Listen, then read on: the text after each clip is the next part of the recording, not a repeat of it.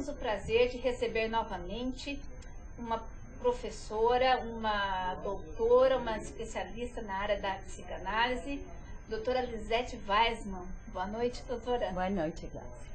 E vamos falar um tema que é atual, um tema que cada vez mais vem predominando na sociedade, um tema que, se não bem trabalhado, pode trazer muitas consequências e muito interessante, que é o tema mães que criam seus filhos sozinhas, ou, de uma forma mais acadêmica, famílias monoparentais. As famílias monoparentais, a doutora Lisete Wiseman tem um livro editado pela Casa do Psicólogo, né, se interessar no livro.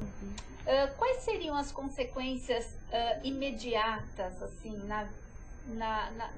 no desajuste? Ou quais seriam as características predominantes desse tipo de família, doutora? Eu acho interessante sua pergunta por causa do seguinte: eu sempre penso na questão família. Eu vou além de pensar que é uma mãe com filhos, porque eles fazem um conjunto. Sim, e a partir disso, claro, que temos que pensar.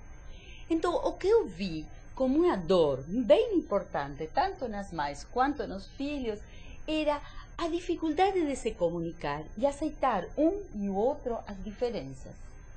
Muitas vezes essas mães, por causa de ser mães sozinhas, não tinham um parceiro do lado que ajudara elas, às vezes, a falar alguma coisa, a tomar alguma postura ao respeito do filho.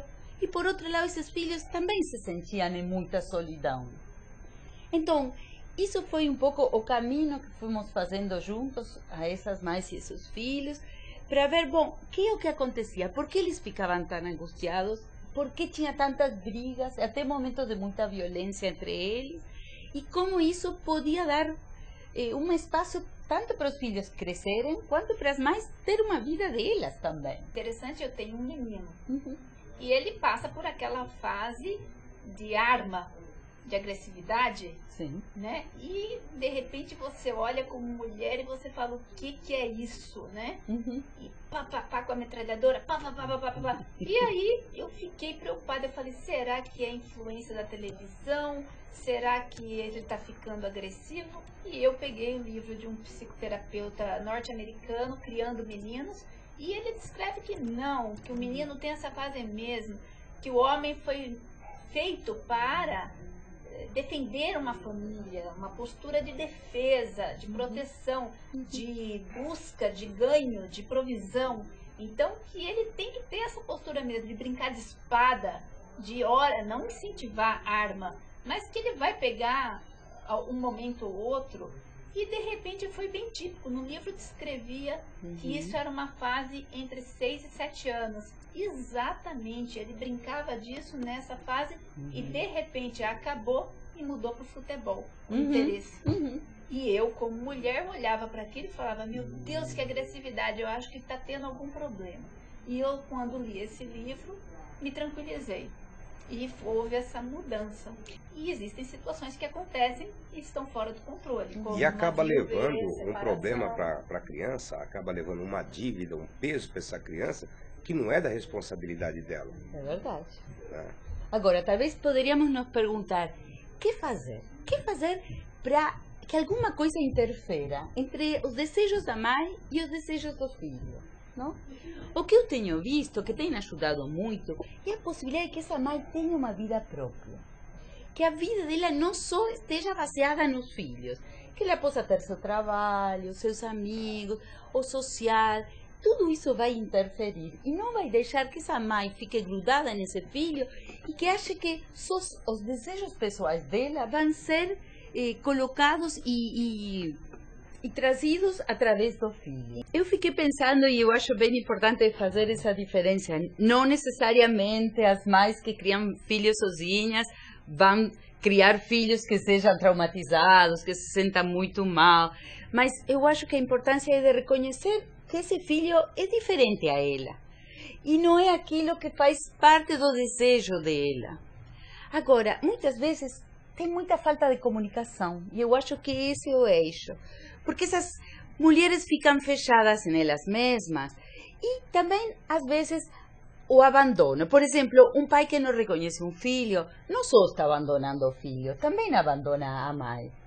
E essa mãe também se sente em uma solidão muito importante. O que fazer com esse filho? Agora, eu acho que no social atualmente temos muitas ajudas. Temos os amigos, os parentes. As pessoas agora não têm aquela coisa tão formal, a família só formada por mãe, pai e filhos. As famílias são como mais diversas. Muitas vezes tem autores que falam que famílias são aqueles que moram embaixo do mesmo teto.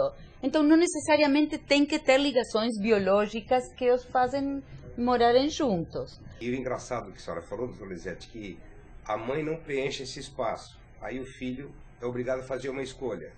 A partir do momento que ele faz essa escolha e vai se desvinculando, aí ela quer interferir, né? Gerando um conflito por uma deficiência dela de comunicação, de percepção, enfim. Mas a falha foi dela que criou esse problema. Mas sabe, tem dois jeitos de olhar para essa coisa. Nós podemos pensar que uma mãe que tem que virar mãe de filhos adolescentes perde seu filho criança. Ou podemos pensar que essa mãe ganha um filho diferente. Então a possibilidade de ir crescendo juntos. Nós crescemos junto com nossos filhos. Ninguém ensina as pessoas como ser pai ou mãe. Então, se a gente consegue descobrir isso junto, dá uma riqueza muito grande. Porque os filhos ensinam muito para a gente. Por exemplo, o que se diz em inglês que é o generation gap. Aquilo que está entre uma geração e outra, sempre tem que existir. Eles conseguem mexer com o computador 100 vezes melhor que a gente. Se a gente conseguir aceitar isso e fazer isso como uma forma de intercâmbio, é muito rico. O filho também tem para ensinar ao pai. Mas é isso, tem mães que ficam angustiadas porque perderam aquele filho da infância. É verdade, mas por sorte. Se ele não evolui, aí sim tem que se preocupar. Mas se ela ganha um filho adolescente, então, parabéns. Ela também vira mãe de filho adolescente. Existe idade certa para ser pai ou mãe, doutora Lisete? Você quer a receita que eu assino embaixo? Não, não existe. Mas sem dúvida, quanto mais novo, quanto mais velho, jovem, mais cansativo fica acompanhar, né? Bom. Porque a participação das atividades que eles exigem, que eles querem, né? Jogar bola, bom, mas... correr, né? Essa é a parte física, falamos. Mas eu acho que ter filhos tem que ver com um desejo, não? E a possibilidade de querer isso, de querer transcender alguma coisa que vai além. E também depois que você é pai, alguma coisa muda e nunca vai para trás. Você nunca volta a ser o mesmo. É uma experiência muito especial. Talvez por isso fica como tão marcante. Então, aí talvez poderíamos voltar ao que eu acho que um internauta falava, como esses filhos se sentem abandonados, às vezes, por esse pai que não quer reconhecer eles. Porque isso gera uma certa dor e uma certa fragilidade também, que tem a ver com o que eu contei daquele menino. Por quê? Porque, de algum jeito, os referentes nossos nos deixam mais tranquilos para agir na vida. Então, ainda que eu tenha que brigar por alguma coisa, se eu sei que alguém por trás está falando, briga, eu vou te apoiar, isso fica dentro. Então, o que eu tinha visto nessa pesquisa é que esses filhos, por ser homens, ficavam mais enfraquecidos, porque não tinha uma figura masculina do lado, alguém que mostrasse que estava bem, isso que você falava, quer brigar, quer lutar com armas, quer brincar desse jeito, está bem, é o jeito que as coisas têm que ser feitas. Tem outro caso que também eu vi que foi bem interessante, que é um pai que morre, não? Então, que era isso que você falava, aquelas famílias que ficam monoparentais por causa da viuvez. Aí sim tem uma situação de perda verdadeira, é diferente o pai decidir, eu não vou tomar conta de você. Diferente um homem falar, eu quero separar de tua mãe, mas eu sempre vou continuar sendo seu pai. A um homem morrer. Tem a perda que essa mulher sente e a perda que o filho também vai sentir. Então, estamos vendo como diferentes tipos de famílias para ir vendo o que eles sentem, não? E eu lembro, também era em atendimento, era uma família bem difícil, o filho achou um jeito de recuperar aquelas lembranças do pai. Ele lembrava que o pai gostava de andar de bicicleta. Quando ele cresceu, ele começou a armar uma bicicleta a ele para si mesmo. E gostava de andar nela. E ele falava que refazer a bicicleta, cuidar da bicicleta, era como ter essas lembranças no coração dele das coisas que o pai teria gostado de fazer. E essa era uma forma de se identificar com aquela parte masculina do pai. Isso foi muito rico. Porque você vai recuperar... Porque se não é isso que perguntava aquele internauta, todos ficam traumatizados? Não. Tem pessoas que saem para frente. E conseguem sair, né, do problema, arrumar um mecanismo interior de cura. Né? Está. Um mecanismo. A rejeição, ela faz parte de relacionamentos hoje em dia. Nem todos os relacionamentos dão certo.